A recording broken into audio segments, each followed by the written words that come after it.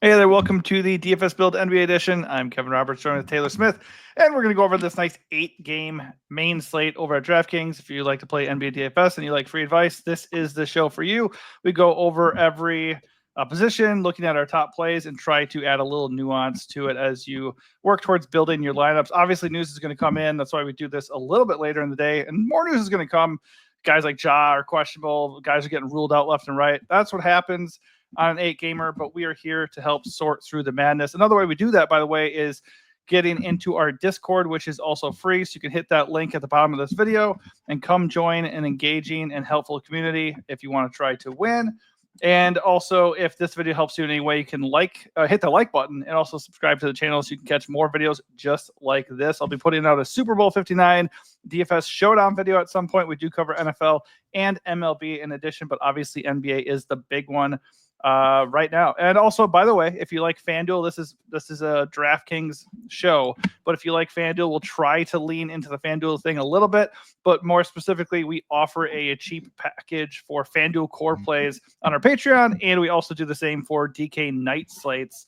If you're interested in that, hit that link as well. All right, let's get into it. It is a big slate. At point guard, SGA leads the way with the best projection. He is 11K, and he's facing an extremely watered-down Bucks team who we just found out that Giannis is out. We know Bobby Portis is out.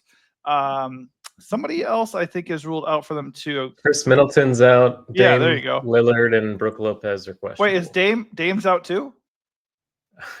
I just said he's questionable. Okay. Yeah, so, I mean, they could be without basically everybody, so that's going to be scary if you want to pay for SGA, but that also is going to play into his ownership being non-existent. So why don't we start there and also touch on Cade, who's 10.3K. Any interest in these guys in the slate?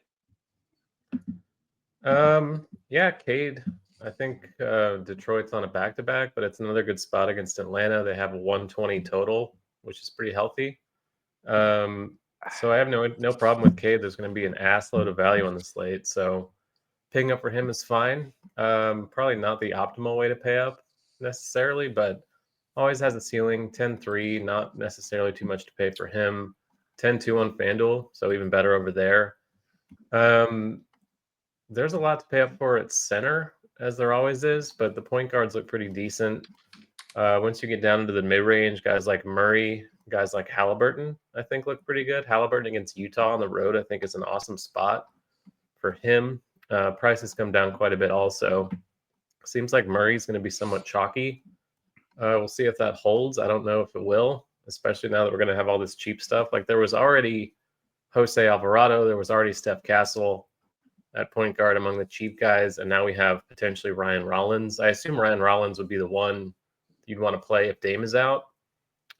He's ahead of DeLon Wright on the depth chart, it seems, for Milwaukee. So seems like he would be the first choice guy. And then AJ Green is 3-3. If Milwaukee's resting everyone, he's a guy who's going to get some usage, I would think. And he's super cheap. So I think Rollins would be the preference over Green if you're only playing one of them. But certainly both are going to be viable if Milwaukee's running like 8 dudes against OKC. Yeah, I think just because of the situation with the Bucks, I'm out on SGA. He's getting a little bit expensive anyways, and there's just a lot of good options, assuming people don't just start sitting left and right like it's currently the case. Obviously, no Giannis instantly puts SGA a little bit more in play than he would have been, and Wemby's also questionable with an illness. Don't think Jokic is going to randomly be out, but that's just already one massive stud out of the running here, and then possibly no Dame. So I don't really want to play SGA here because they're facing the skeleton crew Bucks, and that's just a recipe for disaster. So I think either way, I think I am out on SGA. But Cade, like you said, really good play, $1,000 cheaper about. Really a better spot in what should be a competitive game. So I think Cade is worth paying up for. I think the popular building strategy right now is obviously going to be stars and scrubs, but it's probably going to be more center driven with Jokic up top. And then where you go from there is what might, make things different. Like, do you go 2 centers? Do you go 2 stud centers? Or do you come over and get SGA or Cade?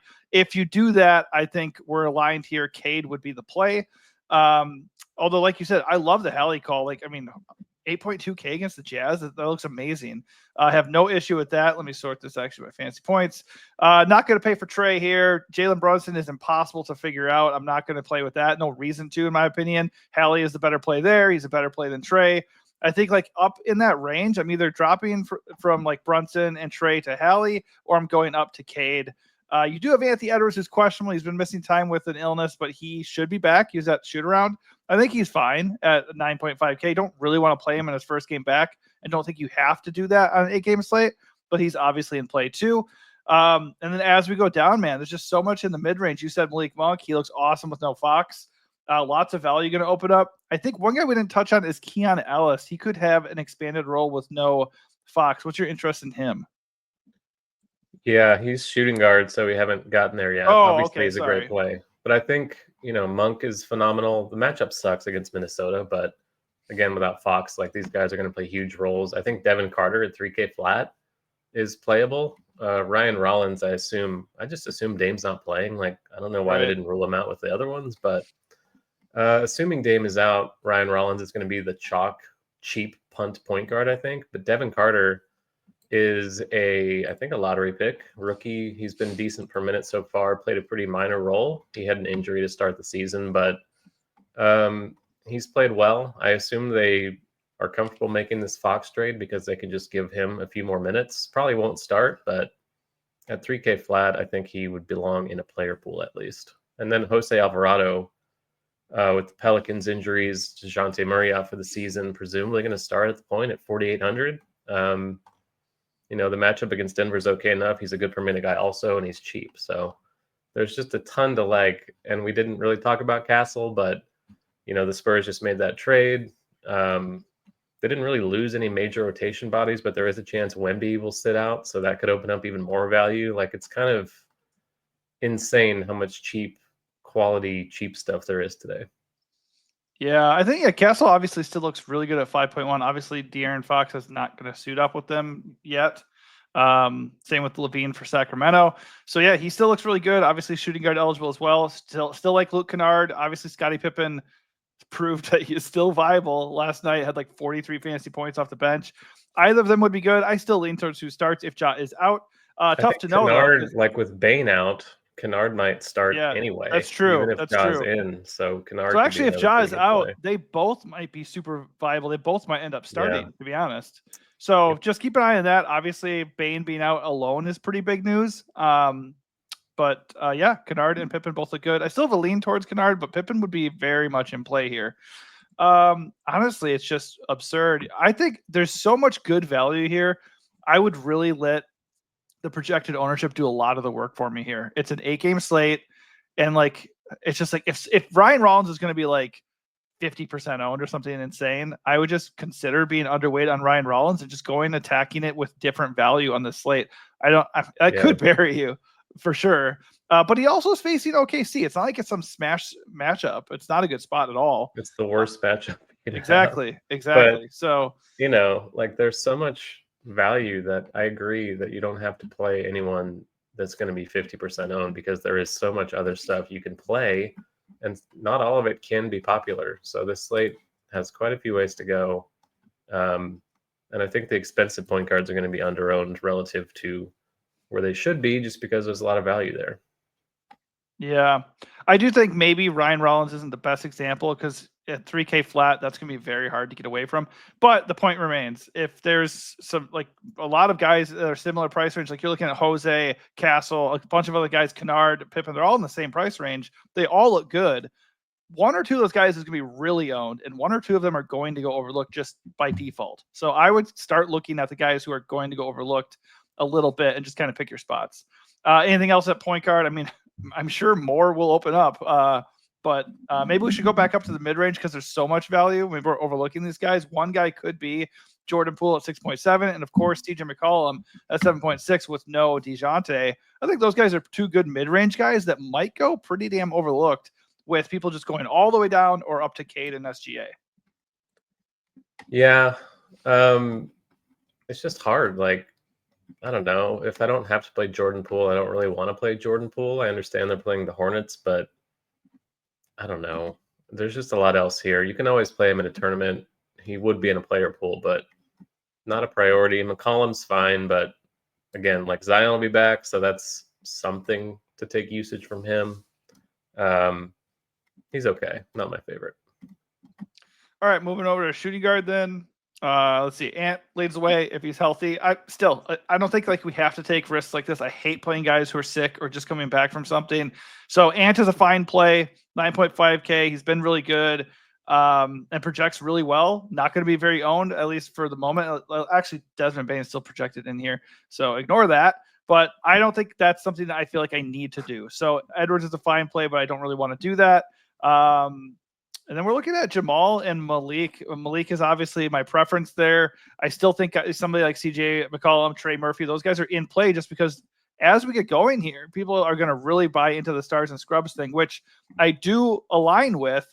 But if you want to get different, maybe looking at somebody like this with really good projection and monster usage is something to consider. So also Devin Vassell, 6K with no Wemby. He is looking like a really good mid-range play. There's so much to digest here. Anybody that really stands out for you if you're paying up at shooting guard?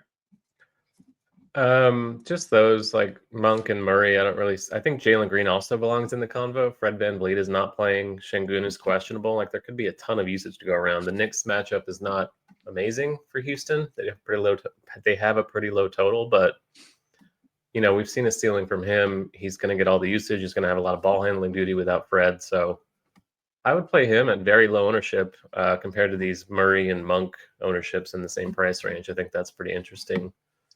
Otherwise, like you mentioned, Vassell, Wemby's questionable. Like if Wemby's in, I have less interest. But even if Wemby is in, I still think you can play him at 6K. Like Memphis plays at an insane pace. Their games are incredibly high scoring. Memphis is also on a back-to-back. They're shorthanded. San Antonio has a very high total for an underdog. It's like 119 points, which is higher than many favorites on this slate. So getting to them is a pretty good idea. Vassell's going to be potentially a core play with guard forward eligibility if Wemby is out, but even if he's in, I like him quite a bit. Yeah, it's really tough to hammer down core plays on a slate like this. Like so far, I started the day kind of projecting guys to be out, and I was mostly just looking at value because it's like I'm going to give you 3 to 4 value core plays to work with that I think you should have in your lineup. Then after that, you have to decide: are you going to go get Jokic? Are you going to pair 2 centers? Are you going to go to SGA? Like, and if you're not going to do that, where are you living in the mid range? So the reason why I bring up guys like CJ and Vassell and good point on Jalen Green is if you want to get different on this slate, it's not just pivoting off of Malik to one of these other dudes. It's also maybe don't go full stars and scrubs. Maybe get one stud, buy into some of the value, and then go get 1 or 2 mid-range guys to pair with him. So that's just something to consider, especially if you're doing a lot of lineups. Love the Jalen Green call, especially with FVP out. He could be a monster on this slate. There's also more value too. There's Christian Brown with no Russ. He popped off in the last game. He looks good still at 5.2K. I don't mind him at all. Jalen Wells is okay value at 4.3. I think these guys become a little bit less necessary given all the really good value that's opening up. But like I said, if there's going to be really chalky value plays, we can consider moving to somebody who also looks good and isn't going to be owned at all. And like you said, Keon Ellis over here at shooting guard 3.5K, kind of right there with Carter. I think they're both really good punts. I would definitely lean towards who's starting in this case, but probably Ellis, I would imagine, but he looks good. Julian Strawther, another nice punt at 3.4K with no Russ. He played like 26 minutes last game, I think. I think he played pretty well, but he looks interesting too. Watson was out. Is he out again? Yeah, he's out for like a while. Watson is. So Strawther, let's see. Okay, he didn't play well, but he did get 23 minutes. So he's a pretty good candidate here to get 25 plus minutes with both those guys out. So solid punt that at this point will not get looked at all. So I think he's interesting for sure. Anybody else that you feel compelled to call out? Maybe AJ Green that you mentioned before and some of the other Bucks guys here. Gary Trent Jr. Gary Trent's kind of expensive. I don't know. I'm not really in love with that. I'd much rather just take the savings on Green if I'm punting for one of these Bucks, but the matchup is so bad. Like if Dame is out, these guys are all a lot better. If Dame is in, I don't think we really need to mess with Rollins or Green, guys like that. No, it's kind of shades of Mavs of like it was last night, right? Sure is. So I think if Dame is in, I don't really want to pay for Dame, especially if he's going to get ownership. If Dame is out, I'm pretty okay with going to Rollins and AJ Green. I think Trent's okay, but I would feel a lot better about the cheaper guys, just like you're saying there. What about bigs? If Brook is out, no Giannis, no Portis, I guess we'll get to that in a little bit. So shooting guards, it's like their entire front court rotation gone. Tyler Smith is apparently a guy. Hey, in the name of Good Kyler name. Kelly, we can play whoever the hell we want when there's nobody there. It's crazy. I don't know I who's know. going to play. Like, interesting. All right, so at small forward, Ahmed Thompson leads the way. Pretty bad position, really. I think Trey Murphy's still okay. DeMar DeRozan's really cheap, given the fact that Fox is not there anymore. It's not really a good matchup, though. He hasn't been playing very well. I think you could certainly make a case for ignoring that, especially with all the value opening up. But he's still only 6.3K, and he should have good usage. So certainly interesting. If he's going to be like mega chalk, like right now he's at like almost 28%. I'm glad to just ignore DeMar DeRozan on an 8-game slate. Like Vassell would be more appealing right now than he would, in my opinion. Josh Hart is always a triple-double threat. He's there at 7.7K. MPJ is a little bit too cheap. A lot of decent options here, but I feel like this really isn't where I want to invest my cash. What do you think? No, it looks like a pay down spot. I feel like this is a horrible position every single day. Like, I thought this slate might have something because it's a big slate with a lot of value, but even then, like, it really doesn't. Vassell, you mentioned DeRozan, Michael Porter at 5'9", like, fine. I don't know. Yeah. I'm not psyched about Michael Porter at ownership, given his wide range of outcomes, but matchup's good. Murphy's like always on my radar. No one really ever plays him, but he just has a huge ceiling. DeJounte being out opens up usage for these guys, even with Zion returning. I think he's a pretty good play. I do too. In that game. Yeah. If you're playing a bunch of Nuggets, running it back with a Pelican makes sense. He's probably my favorite one to do that with. Beyond that, like, I guess over Jose. Well, you know, Jose's fine. I know. Torian Prince, maybe, just because they're without bodies, but don't really want to do that. I'd rather play him than Gary Trent, but that's not saying a whole lot. Koulibaly is getting pretty cheap. He's occasionally showing upside, but just not stuff to get excited over. I think DeRozan's a fine play, but if he is mega chalk, I agree with you that it's not great. How are we feeling about Aaron Wiggins at 5.3 if Jalen is still out? Yeah, I mean, he went full LeBron in the last game, and this game is probably going to be a blowout. We've seen Wiggins play blowout minutes in the past, so pretty safe path to fantasy points in theory for him if Jalen Williams is out, and even if he's not. But if Williams is in, I can't really justify paying 5+ K for Aaron Wiggins. But if he's out, certainly a good play once again. Yeah, I would also look at Isaiah Joe, just because he's a little bit cheaper and he kind of burned people last time. And also, if the game does blow out, he's the most likely guy here to probably get extra run off the bench. Like, I don't really want to go out of my way to pay almost 5K for Lou Dort in a probable blowout or go pay 5.3 for Wiggins. I think if Jalen's out, Wiggins is certainly in play, but that might feel a little bit chasey.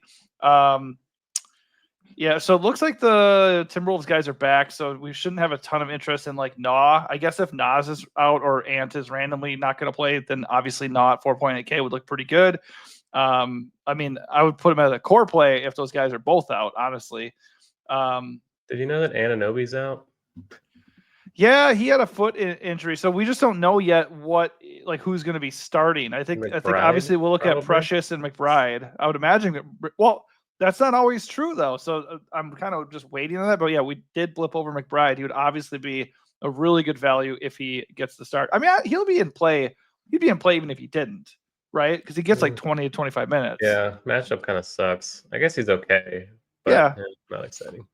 I think I would want him to start. Precious Achiuwa played a ton of minutes the other day when OG went down. So, like, if he started, I would like him, but we'll get to that in a second. But yeah, if McBride starts, I like McBride at 4. I think he's 4.2, something like that. Don't think anybody else really. I guess Keldon Johnson, if no Wemby, pretty good usage off the bench, good per minute guy. I don't mind him at 4.3K.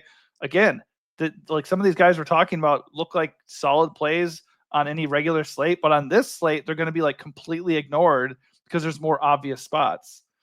Jaden McDaniels, 6.4K.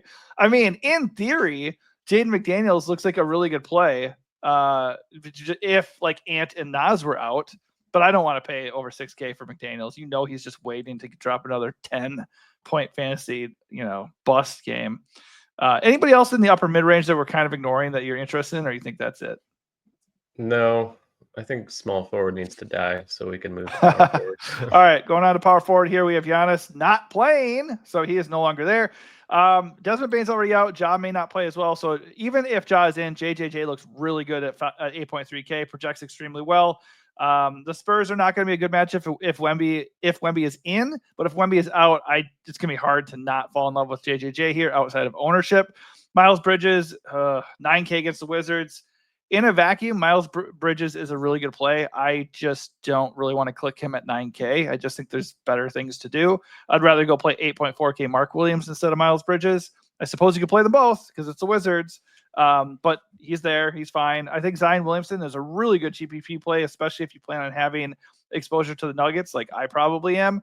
But my favorite dollar for dollar play at power forward might be Pascal Siakam against the Jazz. 7.6K, projects really well. He's been a bit on a heater lately too.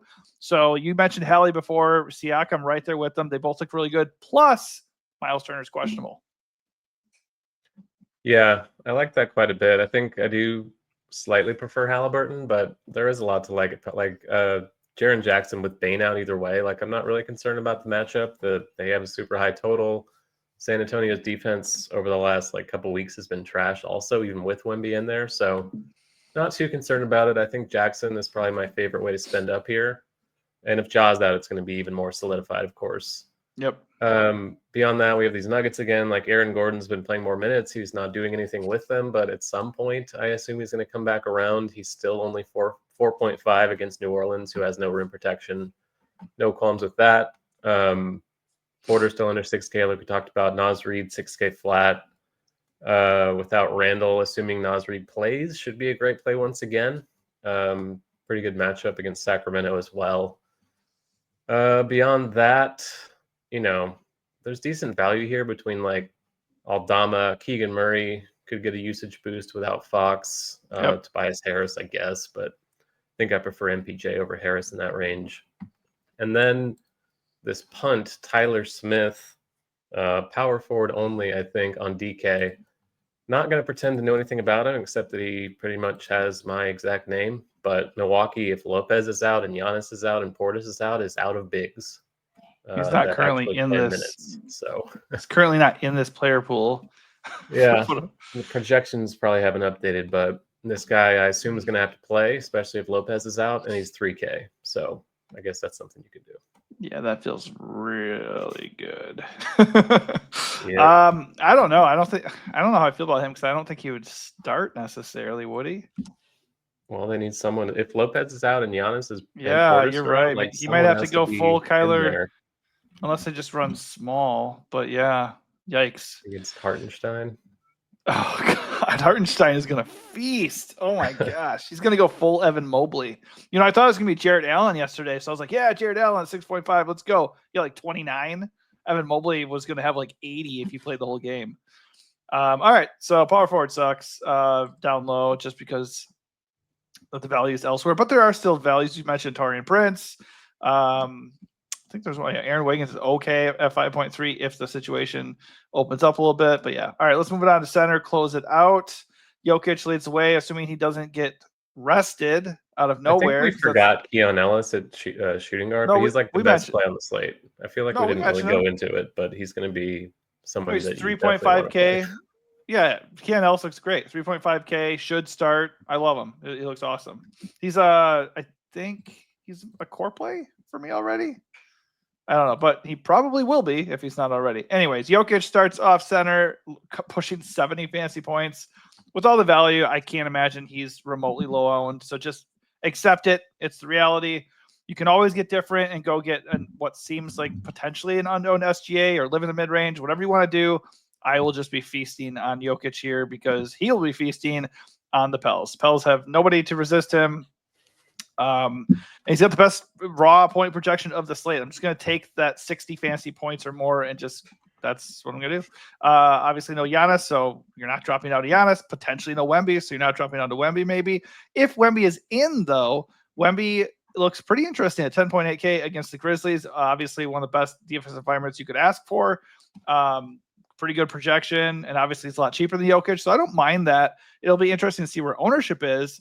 But we just got to find out if he's in. If he's out, Charles Bassey looks really good at 4K flat. The only problem is I don't know how necessary he's going to be. Obviously, he looks really good, and it could definitely be a core play if he's in, or if Wemby is out, though.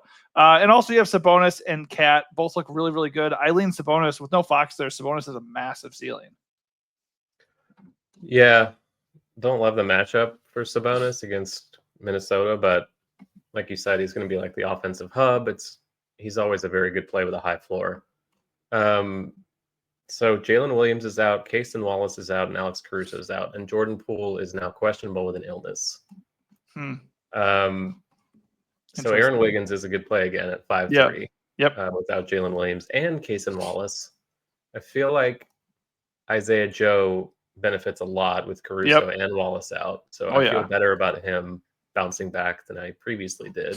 100%. And then, Dort, okay. Like he's going to play minutes, but I'm not in love with it.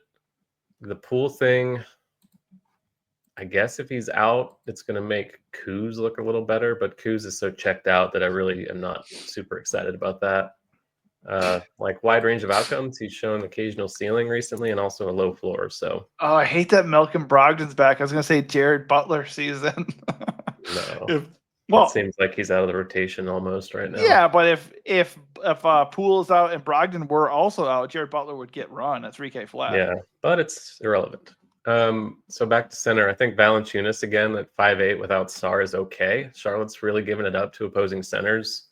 Valanciunas, like we're kind of paying close to max price for him, but matchup's good. He played 30 minutes in the last game. This is a game in theory that should be pretty close. The Wizards get blown out every night, but they're playing Charlotte without LaMelo, so feel pretty good about it. By the way, of course, he busts the 2 times he's like chalk the 2 previous games when we were on him, and then he faces the Wolves and gets 30 fantasy points, of course. I don't think he'll be chalk either. Like, no, there's so much else to like here, so if he's going to go overlooked again, I think he's a really good play. Especially with Poole out, just extra usage. Yeah, in theory. Yes, in theory. Jalen Duren again, like is smashing lately. He's been great. Bounced back in a big way from his slow start. Don't mind the matchup for him against Atlanta. Mark Williams 8-4, like max price for Mark Williams, but we've seen the ceiling from him pretty consistently. I think he's okay. It is the Wizards also. Like there's no resistance for him. So right, he looks fine great. with paying up for that. If Turner's in, he's okay, but I think he's ill, so I don't really want to play him on an illness tag. Or no, it's an ankle, my bad. Hartenstein is going to get 100 fantasy points. Probably. if that game stays close. Oh my gosh. See, the thing is, the problem with guys like JV and any of these guys as you go down, like how am I feeling good about JV when there's all this other value and I got Jokic, I got Sabonis, I got Cat, I have Mark, I have Hartenstein. Like those guys all look amazing right now. You're kind of just changing the build by paying down at center. If people are going to pay up, and then you can pay up at point guard or something else and get someone, like you're flipping the build. So that's kind of just a way to get different. That's true. I think it might be kind of flipping it too, though, by just not pairing 2 stud centers necessarily. Like I feel like Mark and Isaiah are going to go super overlooked because now everybody's just going to feel like, oh, I have to go get Cade with Jokic or SGA with Jokic. That's going to be like the most popular build right now, I'd imagine. So if that is true, and Sabonis somehow gets like super overlooked, my favorite way to attack is Jokic Sabonis. I think it looks awesome right now. I think Hartenstein's such an awesome play. He really is. They're gonna like win by 70 points, like the Cavs yesterday. But yeah. So he might have like 50 getting there, so you can still get there in a blowout. So exactly. But hey, there is still value down here too. You mentioned Aaron Gordon. By the way, I mean he has been terrible, but he's still starting and getting 30 plus minutes plus no rust. I don't mind going back to the well. I'm with you there. Doesn't feel great, and I don't think it's super necessary on this slate. But he is in play, and I bet you nobody's going to be on. Right now, he is carrying ownership, but that was before all of this madness ensued. So Aaron Gordon might go a little bit overlooked in a really good game environment. So I do have interest for sure. I mentioned Precious Achiuwa. We'll see who starts and everything. He could have an expanded role with no OG. What was the other one? Oh, yeah, Bassey. So if Wemby ends up being out, Bassey looks amazing at 4K. It's just going to all depend on what other values are there that you like? Where's the ownership at? And like you mentioned about a build, like what do you want to do to get different from the field? We don't know yet if going like Jokic Bassey is like a chalky thing to do. we'll see. But obviously, if Bassey is in and starting again at 4K against the Grizzlies, that looks amazing. Like he'd be an amazing value. Indeed. All right. Any other punts at center that you feel good about, or are you kind of just going elsewhere with your value? Yeah, I'd rather not pay. Like, I think Joval or Bassey might be the cheapest center I'd consider. Like Aaron Gordon, I'm not playing at center. I'm playing him at forward. So I think that probably wraps it up. All right. Sounds good. All right. So before we do wrap it up, let's look at our flag plant of the day and our general strategy. I'll just say one thing before you offer yours. I'll just say you can definitely get different very easily on this slate. We can already tell that. So I would not just like play anybody. I would just make sure whoever I do play, there's a good reason for playing that guy. And if I'm going to get different from a chalky guy that looks awesome, I should have a really good pivot. Like I don't want to just go play, who are some other value guys down here? Just go play like, I don't know, Malik Beasley at 5.1K for no real reason other than to just be different. Like he's fine, but like why would I do that on an 8-game slate when it's just not really an optimal play, even if you're trying to be contrarian, right? So that's one thing I would say there. But what is your flag plant and overall strategy? Yeah, I would even say that Beasley's not fine. Like there's literally no reason to even have him in your player pool. So do not play a guy like that on this slate where we have amazing slate breaking value everywhere else. Right. But I do think my flag plant would be Halliburton. Like we're kind of paying min price for him, and the matchup against Utah is one of the better ones you can get. Indiana's total is right there with Memphis as the highest on the entire slate. And I don't really think the Pacers are going to be that chalky. They might get some more steam if Turner is out and stuff, but as of now, they're not really looking like they're popular. I think it's an awesome spot for Halliburton. You're kind of getting a buy low, even though he's been playing well. So love that. General strategy is just follow the news. And I think if we do have pending news in the later games, potentially, like the San Antonio game's an hour after lock, we don't know if the Wemby thing's going to come out before that, but I'd be kind of careful about getting too much exposure to these games that start at 7 Eastern because I want maximum flexibility in case something like Wemby out happens after lock. So just be very conscientious about who you're playing in the early games and make sure that you're putting the early guys in the top roster spots and saving like the flex for the late games and all that. So a lot of ways to go. Yeah, it should be pretty easy to get different with value, even on a big slate. Yeah, my flag plant and strategy in general is going to be kind of going away from what could end up being chalky, and that would be mostly the Bucks thing. Like if Dame is in, I want nothing to do with the Bucks. If Dame is out, I'm okay with Ryan Rollins and or AJ Green. But for the most part, like look at the ownership and how these guys project and they're like, the context of their situations and try to make the best possible call and just don't just play random guys to get different because you can have really, really good plays that are going to be basically unknown on the slate just because you can't play everyone. And that's just the reality. As far as a flag plant up top, Sabonis is going to be my call there. I feel like his projection is a little bit light right now, even with Fox out. Obviously, the matchup with the Wolves is not amazing, but he's sub 10K. And right now, it kind of feels like he's going to go overlooked. So I like that. We know he has 70+ point upside, and I think I'm going to pair him with Jokic. If I run a lot of lineups, I will definitely get away from Jokic just because he's 12K. And I think you can probably stack like 3 really good plays on this slate, or even kind of live in the mid-range with one stud and form some really good lineups. I will say one more thing. You're going to need a really good score today. Like there's no doubt about it. Be careful about contest selection. I think if you think you're going to enter a bullet into like a really big contest and you're going to win, you might have another thing coming because I think we could be approaching 400-point fantasy scores on this slate for sure. But more than anything, head over to our Discord so we can help you out. You can share your lineups. You can ask 1v1, 2v2 questions, whatever the case may be. We will help you. The whole community there in our Discord will help you as well. If anything here helps you, smash that like button. Subscribe to the channel so you get alerted to future videos just like this. And also, of course, hit up our Patreon if you want any of that extra paid content. All right. Thanks for watching and good luck.